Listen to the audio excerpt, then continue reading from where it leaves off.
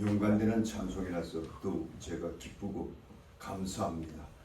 잠깐 우리가 기도하고 말씀 나누겠습니다. 주님, 이 시간 성령 충만으로 우리에게 채워 주옵소서. 마음 문이 열리게 하시고 예수 그리스도의 생명의 빛이 우리 가슴을 두드릴 때에 아멘으로 받아들이게 하시고 이 말씀이 내 삶과 내 환경과 이 어둠의 세력까지 다 이기고 승리하는 귀한 시간으로 삼을 수 있도록 역사하여 주시옵소서. 예수님의 이름으로 기도하옵나이다. 아멘. 며칠 전에 저한테 어떤 사람이 상담을 요청해 왔습니다. 그 사람의 요청에 제가 응해서 이 얘기를 들어보니까 대충 이러합니다. 자신은 과거에 제법 오랜 세월 동안 신앙생활을 잘 했다는 겁니다. 근데 지금은 전혀 그렇지 못하다는 거예요. 그래서 제가 물었습니다. 왜 그렇게 되었습니까? 여쭈었더니 그는 어느 교회에 다닐 때에 어떤 신자와 심한 다툼을 했답니다. 아주 그냥 지독하게 다투고 나서 이제 그 교회를 나오고 말았고, 그로 말미암아 아예 교회 생활 자체를 끊었다는 거예요. 그러나 지금도 마음 한구석에는 이러면 안 되지 하면서도 그때 받은 상처가 너무 커서 도무지 다시 교회에 발을 디뎌 놓을 수 없다는 고민이옵시다. 그때 제가 이런 조언의 말씀을 드렸습니다. 우리 인생살이에는 눈에 보이는 세계와 눈에 보이지 않는 세계가 있습니다. 대부분의 사람들은 이 보이는 세계에 갇혀 살고 이 보이는 세계에서 좌우받기 때문에 별의별 일을 다 만나게 되고, 그리고 그 상황에서 헤어지지 못하는 모습을 거듭 우리가 발견하게 됩니다. 그러나 우리가 조금만 우리가 영적인 것에 우리의 마음을 열고 관심을 두고 또 하늘에서 벌어지는 또 다른 세계를 우리가 인지하기 시작하면 모든 상황이 달라질 수가 있어요. 그러니까 지금 좀 힘드시더라도 보이지 않는 하나님을 바라보고 믿음으로 사세요. 그리고 제가 시간 나는 대로 계속 기도해 드리겠습니다. 이렇게 얘기 드리고, 근데 떠날 때 그 모습이 굉장히 아주 기쁜 모습이었어요. 그래서 제가 희망을 걸고 그분에 대해서 또 앞으로 기도를 계속할 예정입니다. 제가 오늘 이 말씀을 왜 드렸냐 하면 오늘 본문과 굉장히 밀접하게 관련되어 있기 때문입니다. 오늘 본문 말씀은 한 시인이 그에게 닥친 아주 고통스러운 삶을 보면서 거기에 좌우되지 않고 보이지 않는 하늘의 세계, 즉 하나님과의 관계 속에서 이 문제를 풀어나가는 모습이 나타납니다. 그 중심 배경에는 두 가지입니다. 첫째는 그가 하나님께 감사와 찬송을 올려드림으로 그것을 극복해 나갔고, 두 번째는 환난 때에 하나님께 대한 믿음과 기도로 승리했다는 사실이 옳습니다. 그렇다면 우리가 본문을 통해서 환난 때에 그가 어떻게 이겨나갔는가 살펴보기로 하겠습니다. 첫째로는 환난 때에 시인의 찬송과 기도하는 모습을, 감사하는 모습을 볼 수 있기를 바랍니다. 이것은 오늘 본문의 1절 3절에 나타나는데 우리가 같이 한 목소리로 1절에서 3절 다시금 봉독해 볼까요? 시작. 내가 전심으로 여호와께 감사하며 주의 모든 기이한 일들을 전하리이다. 내가 주를 기뻐하고 즐거워하며 지존하신 이름을 찬송하리니 내 원수들이 물러갈 때에 주 앞에서 넘어져 망하리이다. 자, 여기 보니까요, 환난 때에 뒤로 물으시 않고 세상 바라보지 않고 주님께 나와서 하나님께 감사드리고 찬양을 드리는 모습이 나타납니다.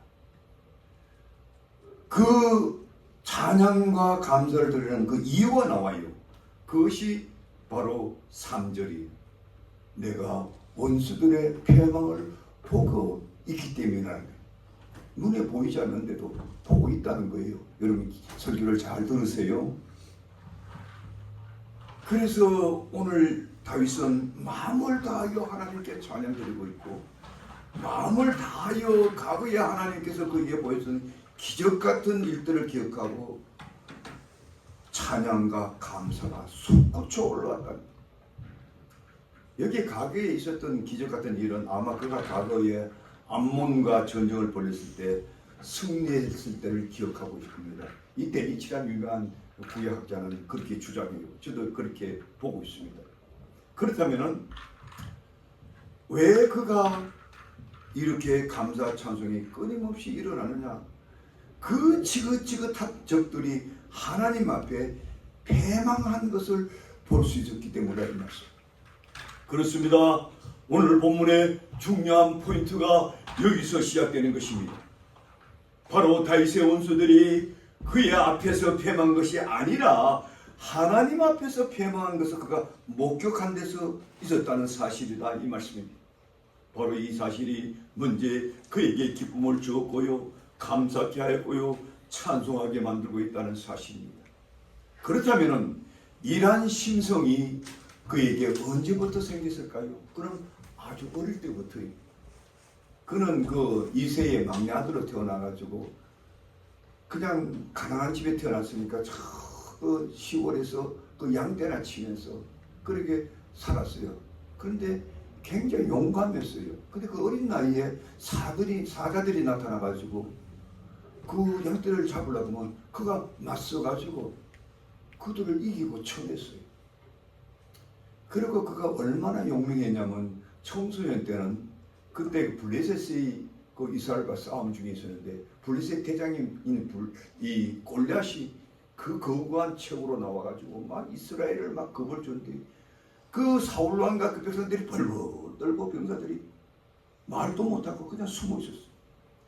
그것을 보고 이 다윗은 앞에 나가지고 너는 칼과 단창으로 나오지만 나는 만군의 여호와 이름으로 나간다면서 물맷돌 하나를 돌려가지고 던져가지고 그 장수의 이 이마에 물맷돌이 막혀서 그냥 쓰러지게. 그 모습을 본 그 이스라엘 군사들이 확 용기에 일어나가지고 그냥 여지없이 그들을 패퇴했어요. 자, 이때 다윗이 뭐라고 그들과 싸웠다고요? 너는 칼과 창으로 내보지만 나는 내 배후에 만군의 여호와가 있다. 그 여호와 이름으로 내가 나가노라. 여러분, 그 어린 나이에 어떤 그런 신앙이 생겼을까요? 그는 자랄 때부터 이 세상 모든 전쟁이 사람들이 벌이는 거지만 하늘의 전쟁이 이미 시작되었다. 그 하늘의 전쟁에서 하나님 편에 서서 나아가고 믿음으로 나오면 반드시 승리한다는 걸 이미 어릴 때부터 몸에 배워간 거예요. 놀랍지 않습니까? 그리하여 그 후 그는 장성하여 유대의 왕이 되고 그에게 닥친 수많은 전쟁을 겪으면서 확신한 것은 이 전쟁은 나의 전쟁이 이전에 하나님의 전쟁이요 나의 승리 이전에 하나님의 승리임을 알고 있었다. 이 사실 때문에 그는 아무리 힘들고 어려워도 아무리 큰 위험이 닥쳐와도 결코 움츠러들지 않고 물러서지 않았어. 마찬가지로 오늘날 우리 그리스도인들도 다윗처럼 전쟁하고 있는 세상에 산다는 사실을 여러분 알고 계십니까? 우리 그리스도인들도 다윗처럼 언제나 원수들의 공격 앞에 내가 노출되어 살아가고 있다는 걸 알고 계십니까? 그러나 사실 우리의 원수들은 나를 무너뜨려 이러고 준동하기 이전에 하나님께 먼저 저들이 원수 노릇하고 있어요. 하나님의 일을 무너뜨리기 위해서 혈안이 되어 있다는 사실을 여러분은 알고 계십니까? 이 때문에 우리가 그들과 맞싸우기 전에 우리 하나님이 먼저 그들과 맞싸우고 있으며 우리가 그분을 위해서 승리를 하기 전에 이미 그분이 먼저 우리를 위하여 적들과 맞서 승리로 이끌어 가시는 분이라는 걸 알아요. 믿습니까? 아멘. 이걸 알아야 여러분들이 담대한 신앙이 돼요. 만약에 여러분들이 이 사실을 알면 어떤 세계의 위기가 와도 여러분 두려워하지 않습니다. 스트레스 받지 않아요. 올 테면 오라 하는 거예요. 우리 주님께서 배우고 있기 때문에. 이 사실을 만약에 여러분들이 알고 이 세상을 살아가면은 여러분들이 얼마나 용기백배하며 힘차게 환난을 극복하고 나갈 수 있겠습니까? 뿐만 아니라 다윗은요, 이 환난 중에 감사할 수 있는 이유가 또 나오는데, 그것은 하나님이 그를 의의 병기로 사용하는 것을 알고 있어요. 잘 들으세요. 오늘 4절에서 6절 나오는데 우리 한 목소리를 읽어봅시다. 4절에서 6절 우리가 한 목소리로 시작. 주께서 나의 의와 송사를 변호하셨으며 보좌에 앉으사 의롭게 심판하셨나이다. 이방 나라들을 책망하시고 악인을 멸하시며 그들의 이름을 영원히 지으셨나이다. 자, 여기 보세요. 뭐라고 말합니까? 주께서 나의 의를 송사했다는 거예요. 주께서 또 열망을 착하시고 악인을 멸하시며 저희의 이름을 영영히 도말했다는 거예요. 여기 다윗은 자기를 의인으로 취급해요. 여러분, 우리가 하나님 편에서 본다면 우리 인간이 의인이 있습니까? 다 죄인이에요. 다 부족해요. 그럼에도 불구하고 다윗은 왜 자기를 의인으로 취급하고 그 의인인 나를 우리 하나님께서 변호하시고 보호하시고 위해 주시는가? 그 이유는 우리 하나님께서 다윗을 이미 의의 병기로 선임하시고 사용하기 있기 때문에 그것을 다윗이 아는 거예요. 마찬가지로 여러분과 나는 이 세상 살아갈 때에 뭐 안 믿는 사람과 별 차이 없어요. 우리 행실을 보면 저들처럼 뭐 싸우기도 하고 저들처럼 욕하기도 하고 뭐 때로는 미워하기도 하고 별 것을 우리가 하면서도 그럼에도 불구하고 여러분들은 우리 하나님께서 세상 사람과 다르게 취급한다는 걸 아십니까? 여러분들을 이렇게 부르신 이유를 아십니까? 여러분들은 우리 예수 그리스도가 일어나오시는 그 의의 일을 위하여 그 목적을 이루기 위해서 여러분과 나를 부르신 거예요. 즉 우리는 의의 병기가 되었다 이 말씀입니다.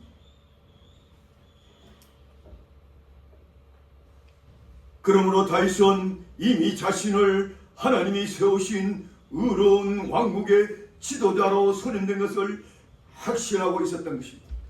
그래서 다윗은 자신을 하나님이 세우신 왕국의 지도자로 하시는 그 하나님의 의를 위해서 싸우는 장군임을 여기서 분명히 하고 있다는 거예요. 여러분들이 그리스도인들을 보면요, 어떤 그리스도인들은 아주 비겁해요. 뭐 열심히 믿는 것들도 좀 입장 곤란하면 쑥 빠지고 쑥 도망가고 누가 막 불의를 저지르고 온갖 남은 모함하고 욕하고 해도 찍소리 못하고. 왜 그렇습니까? 자기 본분을 모르고 있는 거예요. 하나님께서 여러분들을 의를 위하여 세우심을 모르고 있는 거예요. 그거 아주 비겁합니다. 그래서 사람들 절대로 신을 따를 수가 없어요. 잘할 수가 없어요.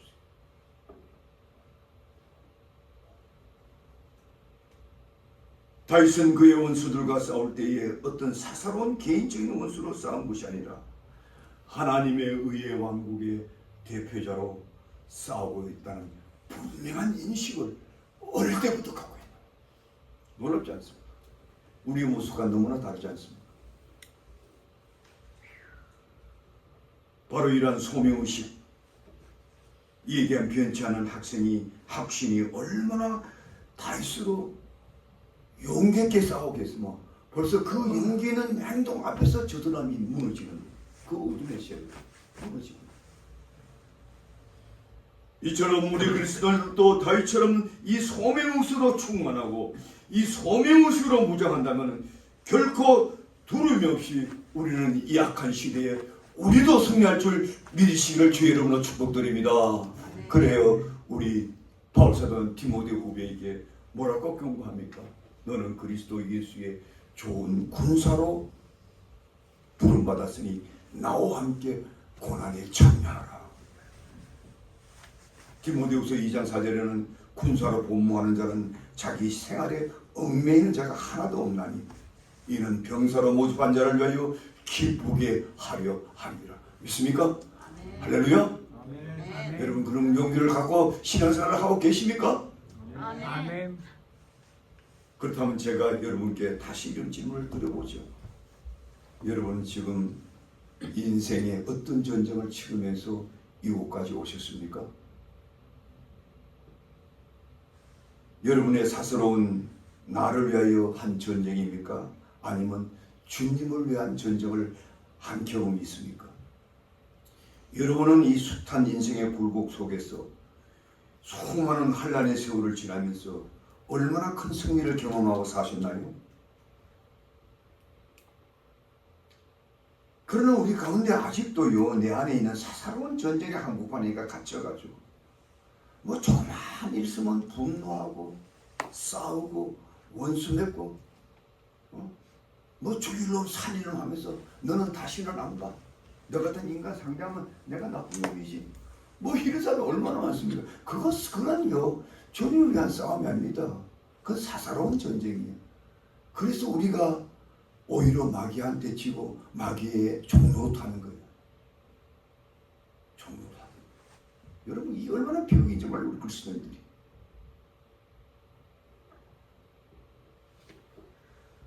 그 사사로운 내 하나가 그 전쟁에 이겨보라고 발버둥하고 남을 모험하기도 하고 패거리 논도 하고. 여러분 세상이 그렇지 않습니까? 여러분 세상 보면 여러분들 알 수 있지 않습니까? 그러나 우리 하나님은 여러분들을 부른 것은 큰 전쟁을 하기 위해서 부르지 않았다는 거예요. 하나님께서는 그와 다른 거룩한 전쟁이 있습니다. 하늘에서 시작된 신령한 전쟁이 있습니다. 그는 마귀의 세력과 싸우는 전쟁입니다. 그 전쟁에 승리하기 위해서 여러분을 부르셨고 여러분과 나를 하나님의 일꾼으로 삼았습니다. 그러므로 우리는 그 전쟁에 참여해서 살아야 되지. 그 전쟁에 승리하며 살아야 되지. 그 인간의 사소한 전쟁에 내가 파묻혀가지고 그냥 지지고 볶고 싸우고. 여러분 그거 얼마나 비참합니까? 그런 삶에서 해방받기를 주의 이름으로 축복드립니다. 이제는 거기서 벗어나야 돼요. 목사님이 가끔 내가 여러분들 있을 때 막 파도 막 내잖아요. 모세가 산에서 법궤를 가지고 내려오는데 백성들이 그 제사하고 금송아지를 만들고 하나님이라고 막 난리치기잖아요. 그때 모세가 그랬어요. 뭐 법궤를 냈던지 깨트려 40일 동안 금식하는 받은 법궤. 사람들 그거 보고 모세가 아이고 무슨 모세가 무슨 저렇게 화를 저렇게 내노. 그게 화가 안 내요. 그들이 하나님의 법을 어겼기 때문에 하나님의 심판에 하나님의 공의에 표치는 거예요. 하나님이 대신할 것을 모세가 하는 거예요. 그 하나님께서 그 백성들 다 죽이라고 했잖아요. 그때 모세가 중재 기도하죠. 오늘 내가 나중에 설명드릴게요. 여러분들이 이 세상을 살면서 내가 지금 무슨 전쟁을 하고 있는가 이거부터 여러분들이 알아야 돼. 그걸 모르고는 평생 여러분들이 믿는다 하면서도 맨날 돌았으면 원수 맺고 지지고 볶고 싸우고 그 마귀한테 다 이용당하는 거예요. 마귀를 도와주는 전쟁을 하고 있는 거예요. 믿으시면 아멘 하시기 바랍니다. 아멘. 아멘 하세요. 얼마나 우리 어석은 전쟁을 하고 살아가는가.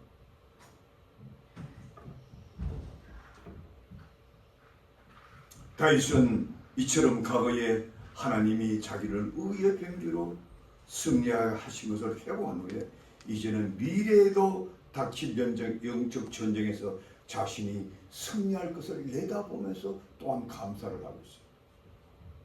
자, 이게 본문 7절 8절 그 내용이 나오죠. 우리 같이 읽어볼까요? 본문 7절 8절 우리 한 목소리로 시작. 여호와께서 영원히 앉으심이요 심판을 위하여 보좌를 준비하셨도다.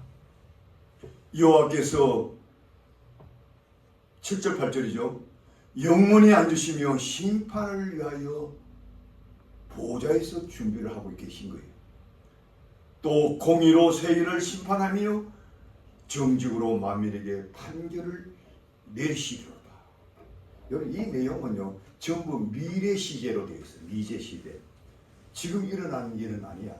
앞으로 장차 하나님께서 세상을 이렇게 다스리고 승리하시고 이루어 나가신다는 걸 고백한 내용. 그때가 되면은 하나님은 또한 과거에 다윗을 도와주셨던 그 하나님이 다윗을 또한 들어쓰시고 먼 훗날에 있을 전쟁에도 의인을 도우실 것이라는 고백이 옳습니다. 여기 보니까 그분이 장차 세계를 심판하신다는 말씀과 만민을 내게 판단을 행하시라는 이 선포는 세상 끝날에 마지막에 이를 대심판을 말해요. 그게 어디에 나와요? 계시록이나 계시록 19장에 나와요. 그 내용을 잠깐 읽어드릴게요. 계시록 19장 11절에 보면 또 내가 하늘이 열리는 것을 보니 보좌에 백마가 그것을 탄 자가 있으니 그 백마를 탄 자는 우리 예수 그리스도를 나타내요. 그 이름은 충성과 진실이라 그가 공의로 심판하며 싸우리라. 이게 마지막 전쟁을 벌이는.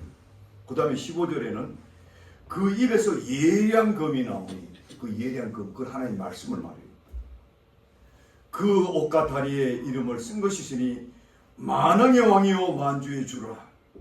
그가 친히 맹렬한 진노의 포도주의 틀을 밟겠고. 이거는 이제 우리 예수님께서 세상 끝날에 마지막 이렇게 재림하시면서 그때 당시 끝까지 독을 쓰고 악을 쓰면서 우리 하나님과 또 여러분에게 내게 대항하는 그 악의 무리들 그냥 여지없이 그냥 이걸 바라보면서 기뻐하고 감사하고 찬송하고 있는 거예요. 놀랍지요? 놀랍지? 여러분도 그렇게 해야 된다. 그렇지 않으면 우리가 못 이겨.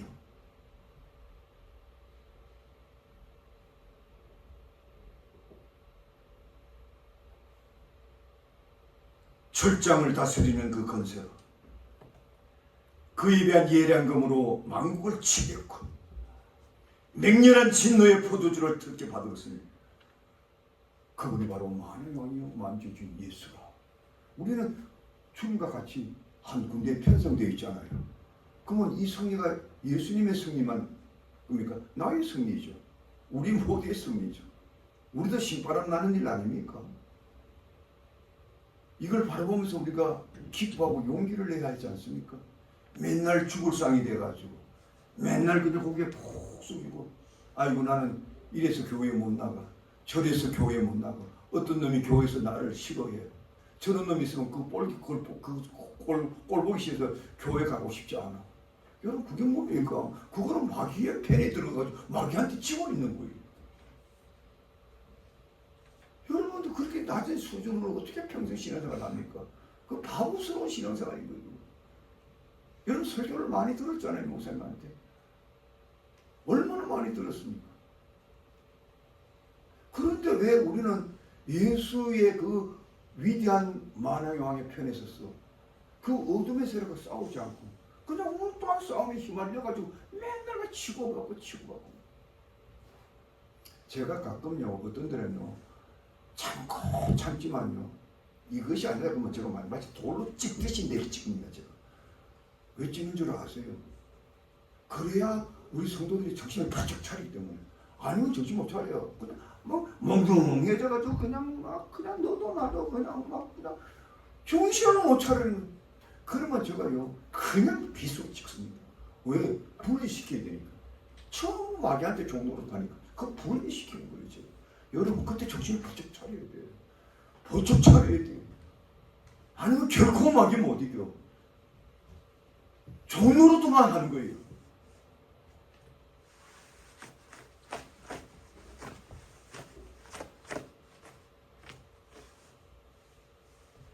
그는 늘 과거에도 그와 함께 하신 하나님을 압니다. 지금도 하나님께서 그와 함께 계심을 압니다. 그리고 앞으로 장래에도 동일하게 그분이 자기와 함께 알고 감사를 드리고 있다는 거예요. 그렇습니다. 우리 하나님은 어제나 오늘이나 영원히 동일한 분이 오시다. 그분은 변치 않습니다. 과거에 우리와 함께 하신 분이라면 오늘도 우리와 함께 하지 않을 이유가 없으시고, 또 오늘 나와 함께 하신 분이라면 내일 우리와 함께 하지 아니하실 분이 아니라는 거예요.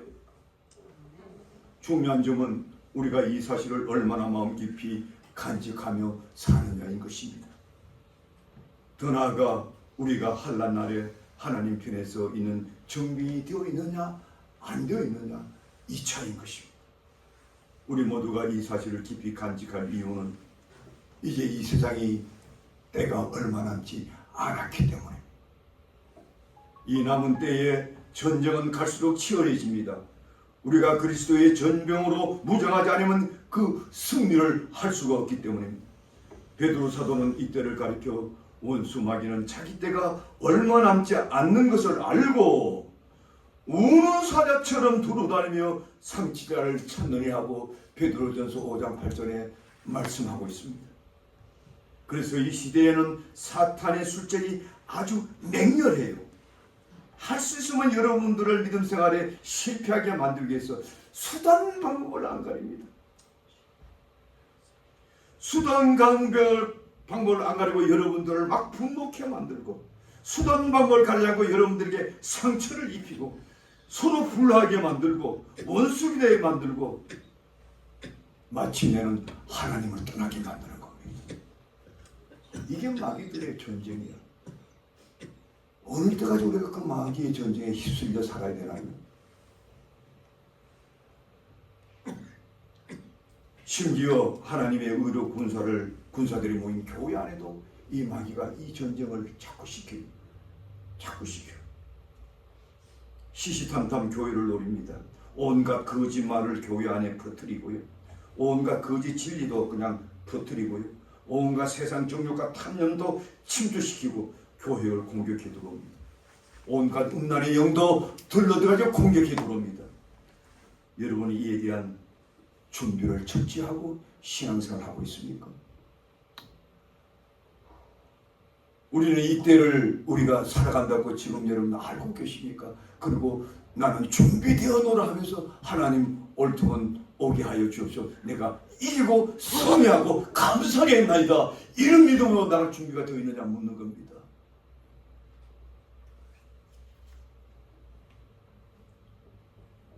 그렇다면 이제 우리가 한 걸음 더 나아가서 이 전쟁에 승리하는 또 다른 비결을 우리가 알아야 됩니다. 그 또 다른 비결은 오늘 보면 10절에서 20절까지 아주 장구하게 되기 때문에 요약해서 말씀드립니다.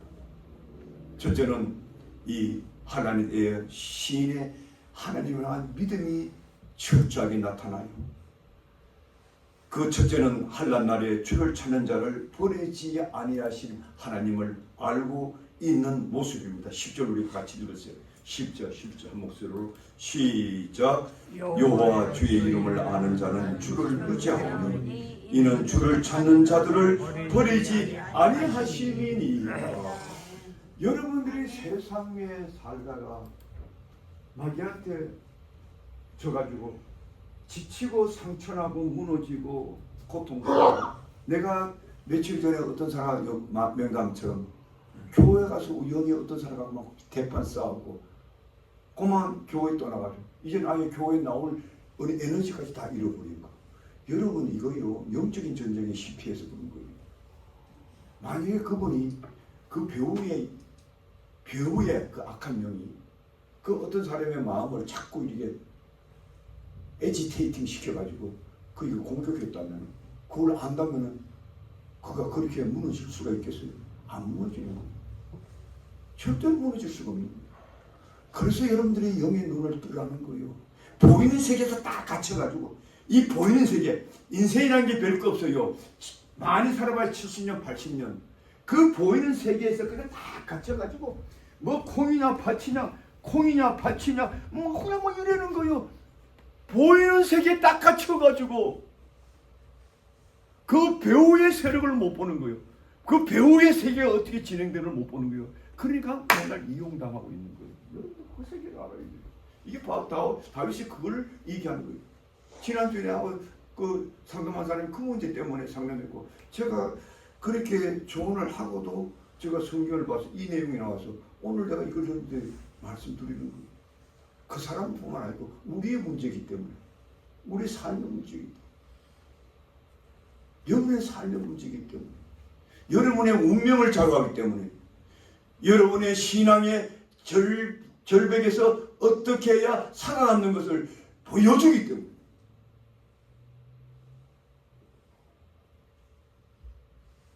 위기 때에 다른 데 정신 팔려 있지 않고 무엇보다도 하나님을 먼저 찾은 다윗을 보시기 바랍니다. 그가 한란 날에 다른 무엇보다도 하나님을 찾은 이유가 무엇이겠습니까? 다윗은 그 평소에 하나님의 간섭과 보호가 어떠한 것을 알고 있어요. 또 그 하나님은 그에게 어떻게 완벽한 능력으로 그를 도와주는 걸 알고 있어요.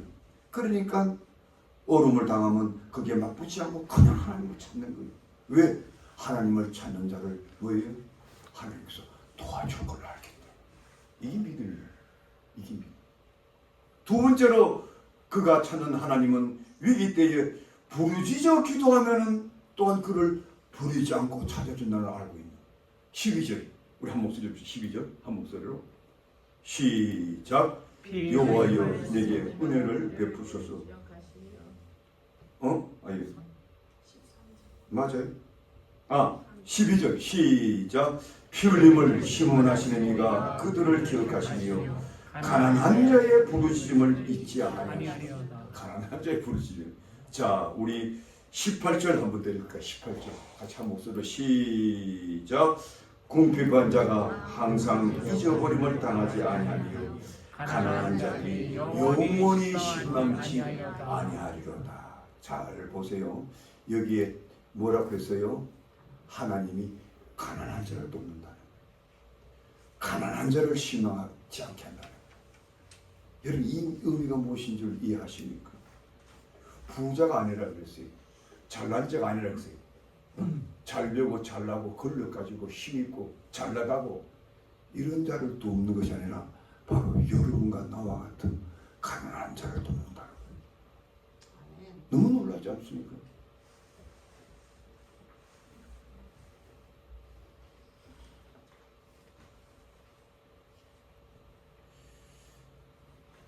이렇게 가난한 자가 하나님께 부르짖어 기도하면은 그 기도를 들어주신다는 거예요. 이런 면에 볼 때 우리의 믿음이란 무엇입니까? 하나님은 나에게 어떤 분인가? 이 인식에서부터 믿음이 싹 터나고, 우리가 어떻게 하면 이 악한 세상, 고통하는 세상, 정말로 우리가 돌았으면 낙심할 수밖에 없고, 돌았으면 패배자로 남들이 나를 초롱하고 쳐다보고. 근데 내가 지난번에 이거 상담한 분의 얘기를 가만히 들어보면은 내가 자기가 세상 사람 살면서 너무 자기를 사람들이 무시를 하더라는 거예요. 근데 그게 견딜 수가 없더라는 거예요. 자기는 힘이 약하고 배운 것도 부족하고 능력도 부족하고 암만 악착같이 살아봐야 안 되더라는 거예요. 그것도 힘드는데 그 옆에 있는 사람들이 자꾸 그걸 보고 나를 멸시하고 무시하고. 근데 그것까지는 좋은데 교회에 나오는데 교인도 또 그러더라는 거예요. 네가 뭐 아이고 네가 네가 견디지를 못하겠더라. 그래 그 사람은 완전히 그냥 하나님도 떠나고 교회도 떠나는 거예요. 그랬더니 그 마귀만 좋아하고 마귀가 희죽희죽 없는 거죠. 야, 또 하나님한테 걸려들었다. 너 지옥 백성 내가 만드는 데 성공했다. 그런데 다윗은 달리 얘기하잖아. 오늘 본문에서 하나님은 가난한 자를 돕는다는 거예요. 그렇다면 가난한 자가 어떤 자인 걸 알아야 되잖아요, 여러분. 오늘 본문에서 나오는 가난한 자가 누굽니까? 이걸 알아야 됩니다. 가난한 자라는 것은 세상에서 고통을 받는 자를 말합니다. 세상에서 유리는 당한 자를 말해요. 세상에서는 너무 억울하고 그 강한 자에게 무언가를 빼앗김을 당하고 세상에서 그래서 내가 상처받아 더 이상 세상에서 위로받을 길이 없어. 오직 하나님만 바라보는 그 겸한 마음이 되었을 때 바로 그런 자를 성경은 가난한 자라고 말하는 거예요. 가난해도요 교만한 사람이 있어요.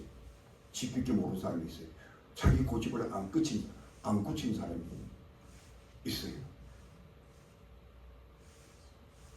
어떤 사람들이요 가난한 사람들을 어디가 멸시하면요 증오심만 갖거든요.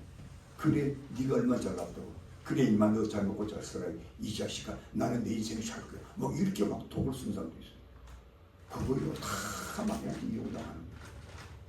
우리 하나님께서 가난한 자의 편에 쓴다는 걸 그걸 모르고 사는 거예요. 하나님은 결코 가난한 자를요 외면하잖아요. 그래서 옛날에 예수님께서 이 땅에 오실 때 어떻게 살으셨어요? 보세요. 잘 나가는 사람, 뭐 부자, 뭐 위대한 학자 전혀 관여 안 했어요.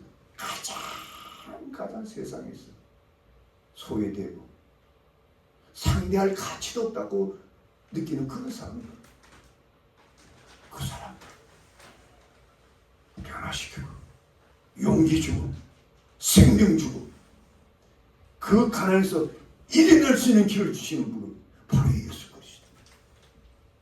왜? 그분은 가난한 자의 편이니까.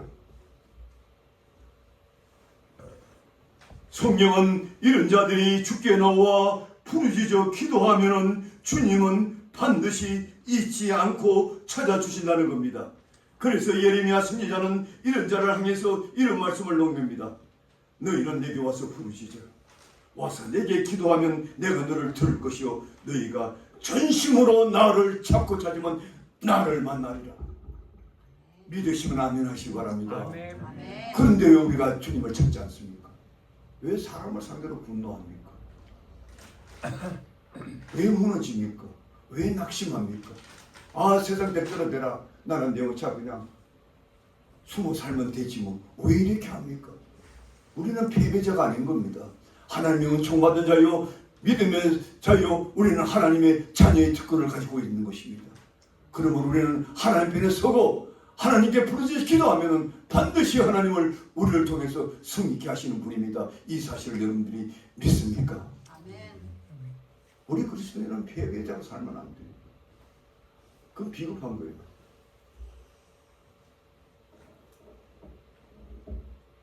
우리 예수님은 이런 비유를 통해서 우리에게 놀라운 메시지를 준 적이 있죠. 여러분 누가복음에 그 19장인가 나오죠. 어떤 불의한 재판관의 비유라 해가지고 어떤 도시에 아주 불의한 재판관이 하나 있었는데 어떤 가구 여인이 너무너무 억울한 일이 있어가지고 재판관에 와서 내 이거 억울함을 풀어달라고 요청해요. 근데 그 재판관은 아주 불의한 자라. 그 성경에 보면은 하나님도 두려워하지 않고 사람도 무시하는 이런 재판관이니까 아예 그냥 이거 뭐 이런 여자가 와서 나한테 줘. 그러면 거절을 해버렸다는 거예요. 근데 이 여자는 거기서 실망하지 않고 계속 찾아오는 거예요. 내 원한을 풀어주소서. 내 원한을 풀어주소서. 하도 그러니까 재판관이 이제는 번거로워가지고 내가 이 여자의 말을 안 들어주면은 이 여자가 계속 나한테 찾아오거든. 아이고 내가 귀찮아서 들어주자고 그 들어줬다는 거예요. 그래놓고는 우리 예수님은 유명한 말씀하십니다. 너 불의한 재판관이 한 것을 보라는 거예요. 그 불의한 자도 원한 맺힌 사람에게 원한을 들어줬거든. 하물며 하나님께서 너희들의 소원을 들어주지 않겠냐. 너희들의 그 억울한 신원을 갚아주지 않겠느냐는 거예요. 얼마나 저는 성경을 읽으면서 이런 성경을 읽으면요 제가 자꾸 위로받는 거예요. 힘이 되는 거예요. 뭐 저라고 여러분들 뭐 울분이 없겠어요. 젊은 날에 또 목회하면서 수십 년도 목회하면서 얼마나 많은 제가 오해도 받고 터무니없는 말들에 그냥 지어내고 주겠어요. 뭐 이래 들어보면 이거는 뭐 인간들이 할 소리가 아닌 거예요. 인간에 비해서 나올 수 없는 소리들이 그거만 마귀가 그 사람이 마귀 정도로 타는 거죠. 그렇다고 내가 그 사람 상대로 해서 싸웁니까? 안 싸웁니다. 그냥 주님 앞에 일평생 주님 앞에 기도하고 하소연하고 그렇게 하면요 우리 주님께서요 반드시 끝까지 지켜요. 저는 이때까지요 제가 여러분에게 확신합니다. 저는 영적 전쟁에 접은 적이 없습니다. 물론 잠시 고통도 받고 스트레스도 받고 속도 상하지요. 그러나 종국에서는 반드시 승리합니다. 여러분들도 그런 승리가 있기를 주의 이름으로 축복드립니다. 우리는 하나님 앞에서 하는 거예요. 하나님 앞에서 이겨내라. 이것이 진정한 그리스도인 것입니다. 심지어 오늘 시편 기자는 이렇게 환난중에 부르짖으셔 그의 환을 다 풀어나갔을 뿐 아니라 원수들의 패망도 기원하는 기도를 드립니다. 이것이 19절 20절 내가 욕하고 빨리 결론 짓겠습니다. 빨리 지우겠습니다. 우리 19절 20절에 한 목소리로 읽어봅시다. 시작. 여호와여 일어나사 인생으로 승리를 얻지 못하게 하시며 이방 나라들이 주 앞에 심판을 받게 하소서. 여호와여 그들을 두렵게 하시며 이방 나라들이 자기는 인생뿐임을 알게 하소서. 자, 뭐라고요? 여호와여 일어나서 인생들로 승리케 못하게 하소서. 저는 평생 이 기도를 늘 드립니다. 누가 말도 안 되는 소리, 있을 수도 없는 모함을 하고 온갖 거짓을 하면요, 저 속으로 웃습니다. 그리고 주여 인생들로 승리치 못하게 하소서. 그 인생들 누굽니까? 마귀 세력이고 마귀의 종로로 타는 사람들인 거죠. 자기가 종로로 한지도 모르고 또 하는 사람이라는 말이죠. 내가 이 마귀한테 완전히 종로로 타고 이용당하고 있다는 모르고 그냥 맨날 치고받고 싸우는 거예요. 여러분 이게요, 얼마나 우리가 바보스러운 인생 살고 있는지 아시죠? 얼마나 우리 목사님들이 그것 때문에 고통받고 그들 위해서 그들이 변화받을 때까지 기도하고 있다는 게 여러분들 아십니까?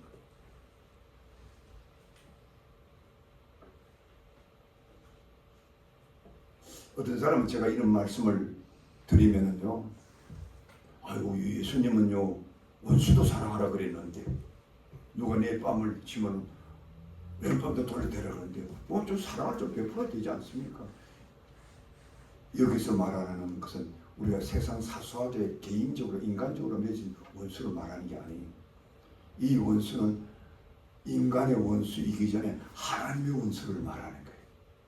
그들은 우리 인간을 사스럽게 이렇게 고통 주고 해를 끼치기 이전에 하나님을 고통을 주고 하나님을 대적한 세력을 말해요. 그 세력은 누구냐? 바로 사탄과 그를 추종하는 세력을 말해요. 그들은 악행을 할 때 자기들이 다 알아요. 알면서도 아주 고의적으로, 아주 계획적으로 그렇게 하는 악한 무리들을 말해요. 그런 무리들을 향해서 우리 성경은 기도해 주라, 사랑해 주라 말하지 않아요. 그런 자들은 성령의 능력으로 대적을 하라는 거예요. 대적을. 왜? 하나님의 원수니까. 철저히 그들과 맞설고 그들이 주 앞에 반드시 패망받기까지 우리는 기도로 싸우라는 거예요.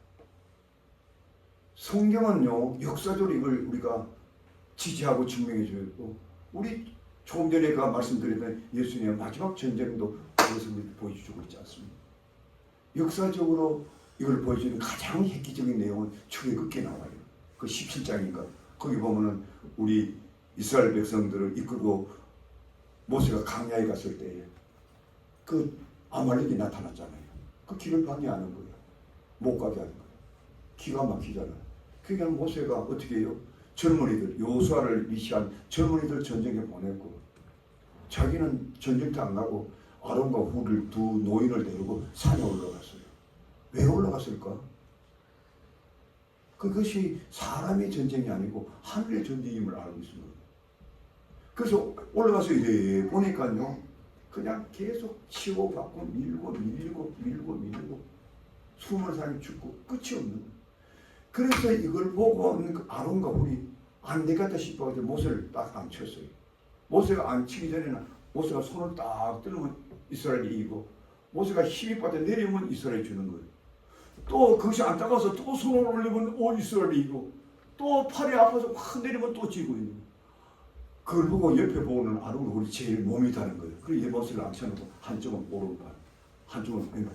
끝까지 안 내려두고 산 거야. 그러니까 성경은 뭐라 그러냐면은 저들이 해가 지기까지 저들을 다 그냥 쳐내버리더라. 누가? 이스라엘 백성들이. 여러분 그걸 보면 뭘 느낍니까? 그 전쟁이 보이는 사람의 전쟁이 아닌 거예요. 하늘의 전쟁.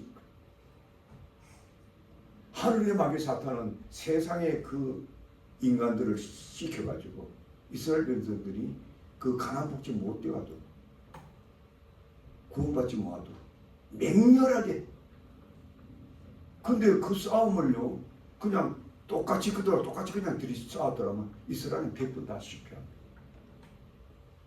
하늘의 전쟁을 알고 하나님이 앞장서서 전쟁해 주세요, 싸워주세요. 이게 기도인 거예요. 그래서 그때 전쟁을 승리하고 난 뒤에 그 기념해서 생긴 말이 여호와의 니시. 여호와의 니시가 무슨 뜻인지 아십니까? 여호와가 승리하신다. 그러나 그 깊은 뜻은 하나님께서 대대로 그들을 위하여 싸우신다 이 뜻이. 믿습니까? 아멘. 하나님이 대대로 우리를 위해서 싸우신다면 나는 신바람 나지요. 힘도 별로 안 들고 아이고 내 혼자 싸우려면 이리 터지고 저리 터지고 다 죽을 판인데 우리 주님께서 우리 대장께서 염려하지 마라. 나만 따르라. 막 쳐내라니까.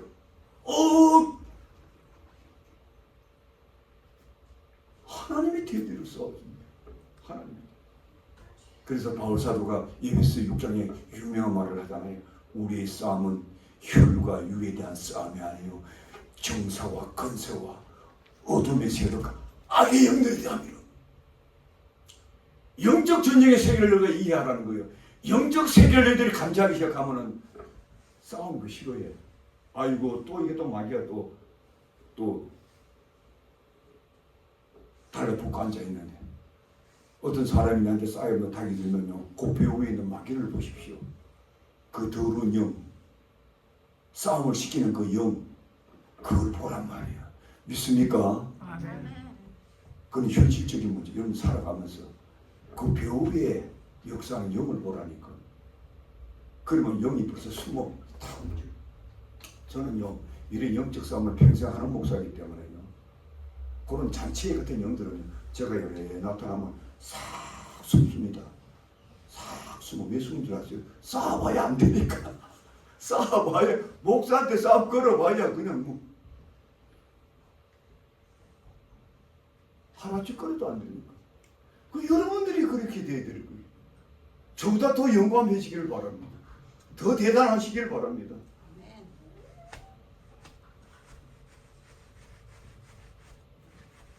그렇다면 그럼에도 불구하고 약한 영들이 계속 여러분들을 괴롭힙니다.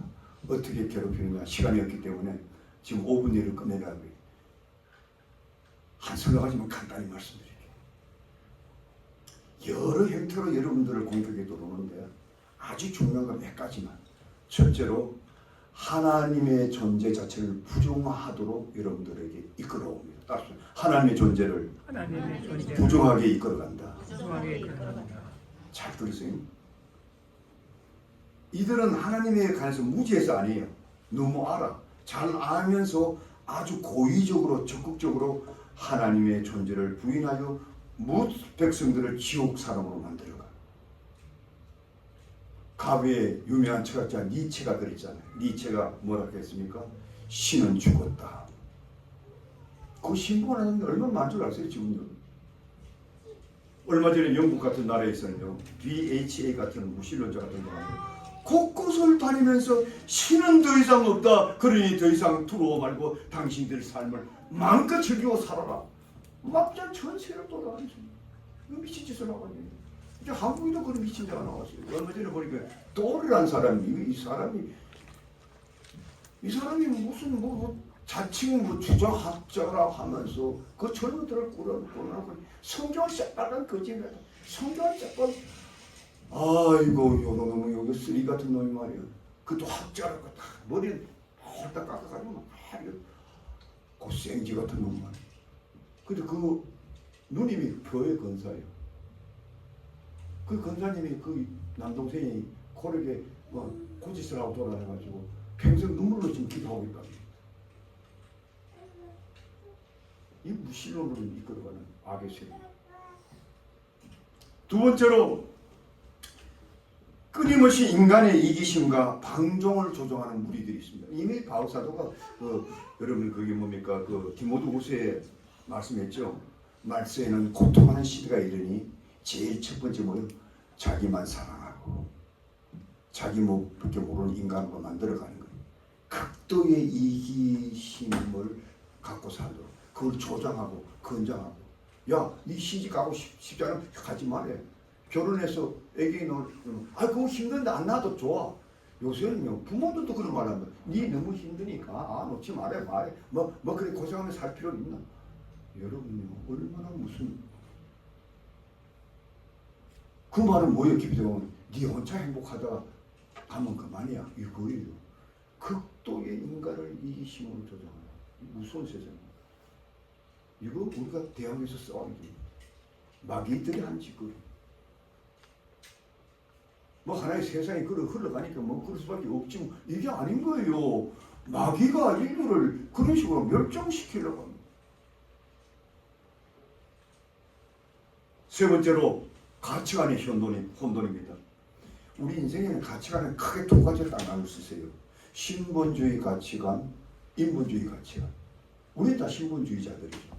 인본주의 가치관에는 막 여러 가지가 있어요. 가령 내서 과학만능주의. 여러분 과학 절대로 신뢰하면 안 됩니다. 과학도 계속 진보해, 발전해.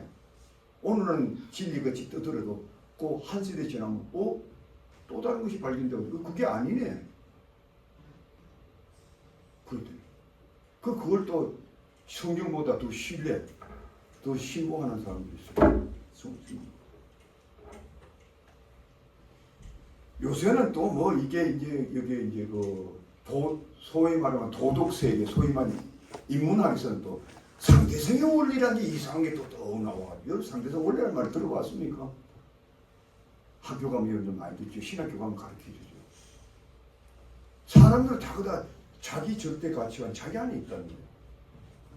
그래서 성경을 인정하지 않는 거예요. 절대 가치관은 성경뿐입니다.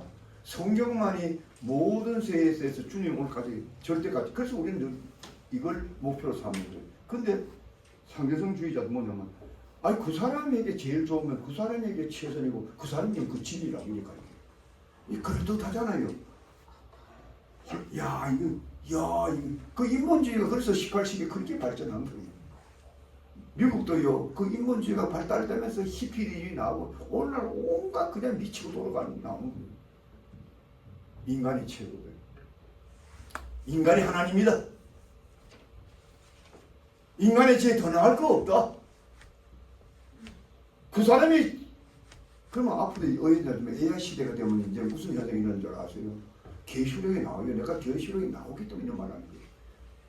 AI가 이제 하나님이 될 시대고 이제 인간도 거기 복종해요. AI가 아니다 그러면 우리가 인간의 생각을 포기해야 돼. 포기 안 하면 AI가 명령해. 너 이제 여기 들어오지 마. 너 나가 떨어져. 너 같은 놈은 내가 안 비겨 살려. 그 AI를 만든 그 주동 멤버들이요. 뭐냐면 적그리스도 아래에 있는 애들이거든. 그걸 계시록에 나중에 설계해드릴게요. 나는 그 계시록 그 내용을 젊었을 때는 무슨 뜻인지 몰라서 목사가 돼도 그렇게 신학 공부를 많이 해도 저는 성경 신학을 일생 동안 한 사람이기 때문에 이해가 안 가는. 근데 오늘 이 시대가 그냥 드러나기 시작합니다. 얼마나 무서운 시대가. 마지막으로 정말 가슴 아픈 건 요거는 제일 여러분들이 조심해서 들어야 되는데 거짓 종교자들, 거짓 종교 지도자들. 성경에는 대표적인 인물이 바리새인이에요. 여러분 바리새인들은 어떤 사람들입니까? 하나님 택감 백성을 스스로 자부하는 사람들. 그들은 성경을 가장 많이 한다고 큰 소리 하는 사람들이에요. 그리고 그들은 완벽한 자기들이 도적을 갖고 있다고 하는 사람들. 그리고 이스라엘의 위대한 지도자라고 자칭하는 사람들. 권력도 높았어요. 그런데 예수님은 뭐라 합니까? 그들을 향해서 해치란 모독이에요. 너희들이 회식자라고 그랬어요. 너희들은 마귀의 종들이라고 그랬어요. 너희들은 어떤 한 사람이 천국 들어갈 만하면 이것을 아예 지옥 백성으로 만든다. 예수님이 왜 그랬을까요? 그들은 거짓 신자들인 거예요. 유대주의자들. 오늘날 이 시대가 그런 사람들이 이 교회 안에 얼마나 지금 퍼지고 있는 줄 아십니까? 거짓 그리스도인들, 거짓 지도자들, 목사라고 장침하면서 서울 교인들 서서히 맞춰주고 그들의 심령을 변화시켜가지고 참된 그리스도로 만들지 않고 그저 서서히 종교주의자로 만들어가지고 다 지옥가기만.